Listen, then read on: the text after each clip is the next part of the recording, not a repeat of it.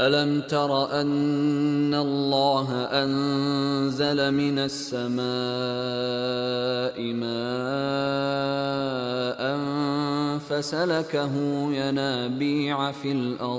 فسلكه ينابيع في الأرض ثم يخرج به زرعا مختلفا ألوانه ثم يهيج فتراه مصفرا ثم يجعله حطاما إن في ذلك لذكرى لأولي الألباب۔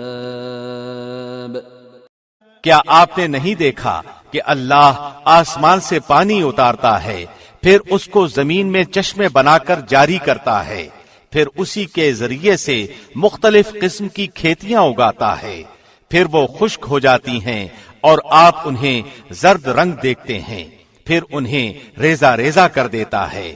اس میں عقلمندوں کے لیے بہت زیادہ نصیحت ہے۔ Do you not see that Allah sends down rain from the sky and makes it flow as springs and rivers in the earth? Then He produces thereby crops of varying colors. Then they dry and you see them turned yellow. Then He makes them scattered debris. Indeed, in that is a reminder for those of understanding.